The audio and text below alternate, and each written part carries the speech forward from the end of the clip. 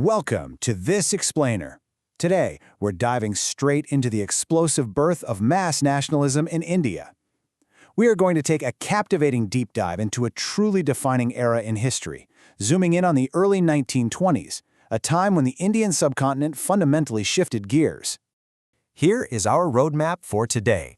We'll start at the boiling point, see how two massive movements merged, crack open the boycott playbook, look at a very sudden halt, and finish up with the legacy and some handy memory tricks. All right, part one, the boiling point where pressure builds in India. You see, the early 1900s were essentially a massive pressure cooker for the Indian people. Trust in British justice? It was completely gone. Between 1919 and 1922, a rapid-fire series of betrayals and tragedies literally forced a nation to mobilize, shifting everything from just dealing with oppressive laws to launching a full-scale nationwide resistance before suddenly hitting the brakes. Now, the ultimate goal driving all of this momentum? Swaraj, self-rule. But the real game changer was how they planned to get there. It was all about peaceful, non-violent, non-cooperation. Basically, a massive, conscious, collective decision to just stop helping the system that was ruling them. To keep the causes of this movement straight, just remember the framework RJK. R is the Draconian Rollout Act of 1919, a law shockingly letting the British lock up Indians without a trial. J is for the horrific Jallianwala Bagh massacre, where General Reginald Dyer fired on a peaceful crowd in Amritsar. And K is the Khilafat issue, which stirred up huge anti-British sentiment after World War I. Talk about a perfect storm, right? Moving to part two, merging two movements, the spark of unity. So, Mohandas Karamchand Gandhi sees this unprecedented opportunity to bring together two totally separate grievances: anger over British oppression in India and global outrage over the Khilafat issue. To really get the Caliphate side of things, you have to understand the role of the Caliph. The Caliph was the religious head of Muslims worldwide, a sacred title held by the Ottoman Sultan. After World War I, Indian Muslims were terrified the British were going to dismantle or severely weaken that authority. And honestly, the sense of betrayal was absolute. During the war, the British had promised fair treatment to Turkey. But then came the Treaty of Sevres in 1920, which basically carved up and crippled the Ottoman Empire. That broken promise hit deep, and it poured gasoline on the anti-British political fires across the subcontinent. Gandhi knew that if India was going to break free, Hindu-Muslim unity was absolutely essential. So he teamed up with heavy hitters like the Ali brothers, Muhammad Ali Jauhar and Shaukat Ali, who were mobilizing Muslims by the thousands, along with influential supporters like Abu Kalam Azad. Together, they forged a rare, unstoppable alliance, successfully fusing the Khilafat and non-cooperation movements into one massive force. Which brings us to part three, the boycott playbook. How the masses fought back. With everybody united, they needed a systematic game plan. Being angry wasn't enough. They needed to paralyze the administration. Enter the SCCT strategy. S stands for schools. Students just walked right out of government institutions.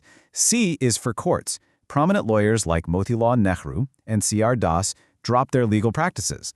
The second C is for councils, meaning they systematically boycotted elections.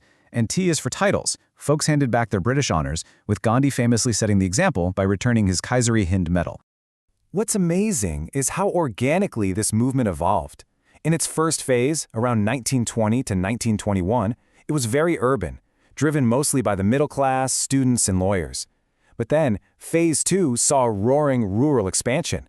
We're talking peasants, workers, and tribal communities jumping in.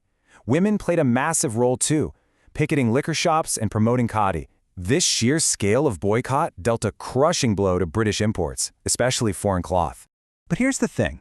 It wasn't just about tearing down British systems. It was about building up Indian ones.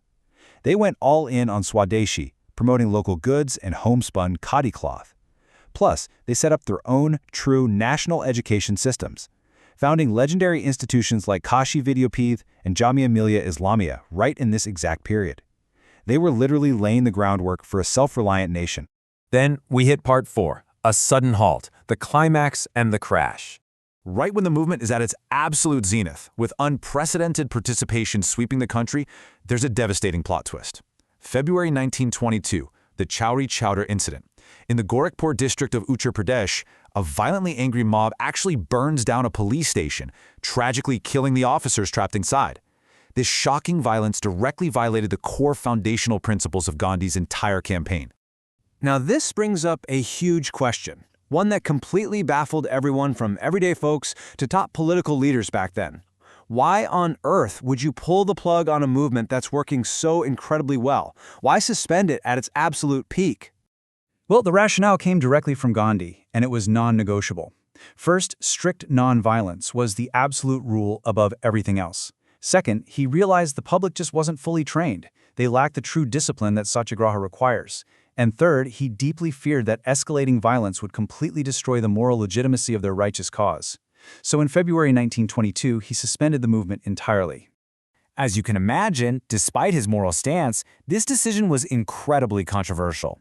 Rising leaders like Subhash Chandra Bose and Jawaharlal Nehru were just devastated by the sudden halt. They felt the movement was right at the finish line, making this abrupt suspension deeply, deeply frustrating for them. Finally, Part 5, Legacy and Memory Tricks, Unlocking the Vault. Okay, so the movement failed to achieve Swaraj immediately, and Hindu-Muslim unity did later decline, but you can lock in its lasting massive impact with the GMK trick. G. Gandhi cements his place as the undisputed mass national leader. M. Mass awakening. Millions of everyday villagers entered the political arena, and the fear of British authority practically evaporated. And K. Khadi became the permanent, iconic symbol of Indian nationalism. The psychological victory was massive. As for the Khilafat side of things, the final nail in the coffin came a couple of years later in 1924. That was the year Mustafa Kemal Ataturk completely abolished the Caliphate in Turkey. With the Caliphate officially gone, the core reason for the Khilafat movement vanished, and it completely lost its relevance. Let's lock in these high-yield takeaways because this perfectly boils down the whole era into the most crucial facts. You've got the Khilafat issue, focused on protecting the Caliph. Those RJK causes we talked about, the 1920 launch, the 1922 suspension because of Chowdi Chowda, and of course the core strategy, non-violent boycott. It's all right there. We've covered the explosive rise and the abrupt crash of a truly defining era. Sure, the movement might not have won immediate Swaraj, but it undeniably birthed a politically awakened nation. So I'm going to leave you with this final thought to ponder as we wrap up this explainer. What happens to an empire when the people it rules simply stop fearing it? Think about that and keep learning.